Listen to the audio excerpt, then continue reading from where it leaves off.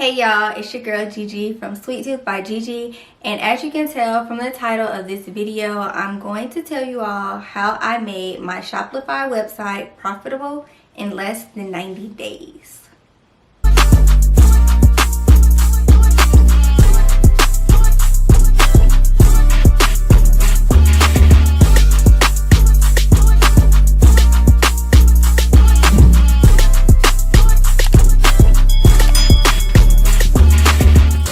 So to start off, let me say this. I don't feel like I'm a business expert.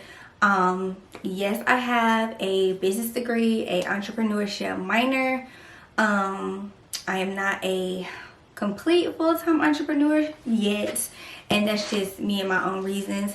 But I have always had a knack for making money, knowing how to make money, learning the things I learned in school, plus just applying it to like today's times.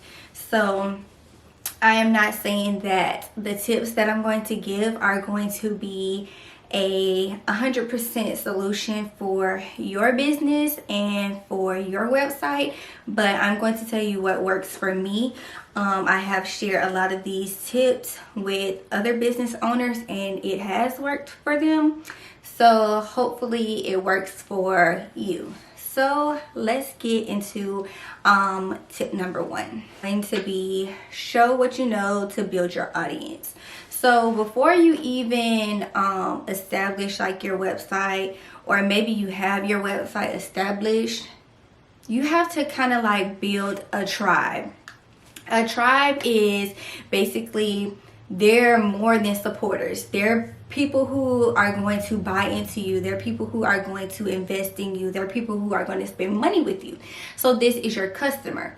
So you want to basically build up your audience. You want to build up your tribe so that when you boom, drop a product, you have a service, whatever you're doing, that it would actually be receptive by them. So I make custom cakes. So in order to build my audience, I do a lot of, interactive, engaging things on my social media. So asking questions, getting customer or getting my tribe's input, showing a lot of behind the scenes, activity, or, just behind the scenes footage. And I feel like you can do that for any business. You're basically showing your audience, one, I know what I'm doing, so you should trust in me. And two, because I know what I'm doing and you now trust me, you should feel comfortable with spending your money. Nobody wants to pay a scammer. Nobody wants to pay someone who's just like testing the waters, or who is not confident in not only themselves but their product or their service. So once you build up your audience, they're going to feel prone to support you, or to spend money with you. So like I said, you can do this through behind the scenes footage, being interactive, being engaging, giving tips, offering advice, all of that stuff. So that is tip number one. All right, so tip number two is pretty much, well, tip number one is pretty much the pre-work, right? So you have your website. Okay, cool. You have built up your audience, you engage and you interact with your audience. Now tip number two is going to offer a solution. So business is all about offering a solution. What solution are you offering your customers to make their lives easier? Okay, so think about it like this. You sell eyelashes. The solution that you're offering is for people with either little to no eyelashes, or you're offering the solution of a certain look or appeal that people may be going for. So that's why they buy eyelashes from you. So that is your solution. Your solution is either a beauty solution, or it could be a solution because they have little or none. So what solution does your business offer? Once you figure out what solution you provide or what benefit you can provide to your customer, give some of it away, possibly for free or for a low amount, so that you can continue to build your audience. So I do cakes. Yes, my main customer are people who are having parties, events, weddings, baby showers, etc. But I also want to appeal to other bakers so that they can invest in me, me teaching them my techniques or buying my products that I sell for them to use on their cakes. So as it pertains to other bakers, the solution that I will offer would be different types of classes, information, tips, things like that to help expand their business as well, right? So one solution that I offered was a free online course. Tip number 3. Tip number 3 is to think outside the box with your solution. So once you find your solution and you figure out how you want to put it out there, a class, worksheet, free ebook, PDF, whatever, think outside the box. Do something different. Do something that won't hurt your business but will grow your business. So with COVID-19, a lot of people being home, funds being low, people still want to grow their business and just do better with their business, to build up their business during this time. So I thought about a free baking class. Mind you, people give free classes all the time. There's tons of sponsored ads on different free workshops or classes or seminars or whatever. However, I haven't seen many that, one, will give you a free class, and two, I gave a free 3-day class. I gave away a lot of information in this class. Will it necessarily hurt my business? No, because I honestly feel like you can teach somebody stuff, but everybody is not going to have your touch. So it's nothing wrong with helping people without thinking that they're going to take away from your slice of the pie.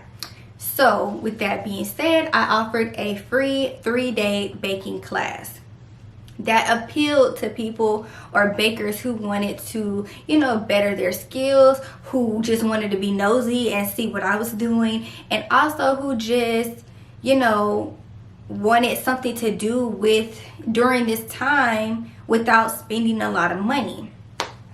So that was my solution. I came up with a free 3-day class. I had no idea that the class was going to be as big as it got. I'm like, okay, I might get 50 people, whatever. So say I had over 375 people in the class. I had people from all of the United States in different countries and whatnot, different time zones. And it was such an amazing experience. And because I took that risk and I thought outside the box and I did something different, it gave me such a major reward. So that takes me into tip number 4. Maximize the moment. So maximize the moment. So not only did I use that opportunity to reach so many people in that moment, but I found a way to keep reaching not only those same people but more people into the mix. So during my class, I purposely wore shirts that I sold on my website. I showed some of the products that I sold on my website. I mentioned some of the other classes that I had, or paid classes that I had on my website. My class was in a private Facebook group. So on Facebook, you can link groups. I linked my groups. And people just being curious, they're like, oh, what's this? Once they saw it was paid, they went to my website and paid. Okay. So maybe the end of the second day, beginning of the third day before I went live, I was like, okay, I need to like maximize this. Like I can turn this from a free opportunity to like a profitable opportunity. So I knew I had like a 30-page ebook. I had like a 30-page ebook that I give my students who take my hands-on class. So I'm like, okay, this is essentially like a virtual hands-on class, so I can offer the ebook. Mind you, I had never thought about selling it. So I sold my ebook and I gave the group a discount code. So essentially, either, you know, one, I'm making money off of it. Two, they're getting a discount. And then three, for the people who wanted to like get in on the group and the discount, they had to join the group and then they still utilize the code. So I was just growing in all areas or whatever. So with that being said, that boosted a lot of my sales on my website, just people selling the book, because by this time I had built my audience, right? I had offered a solution. While I was offering the solution, people felt like I was giving great tips, great advice. I was doing everything that they needed to see and like feel. So when I put the recommendation of the book out there and I showed them like a preview in the class, they bought it immediately. So I did the book and I maximized that moment. I turned something for free into profit. And then that leads me to tip number 5, which is ride the wave. So keep that momentum going. I did not let the momentum of my shop making money and the engagement of my students die down. So the next thing I did after that was I had people inquiring about, when's the next class? Are you going to have a next class? So I definitely added more classes. I've added 2 classes since then. That added tremendous revenue to my website because they're all going on my website to buy this class. And for this particular group, I still offer, you know, discount codes, coupon codes to make them, what does my pastor say? Early responders, meaning I want them to do it right now. Like I don't want them to feel like, oh, it's $10, I can like buy it tomorrow. No, if it's $10 and I give you a $2 coupon code, it's kind of like, okay, I need to get it now. And that makes them purchase faster.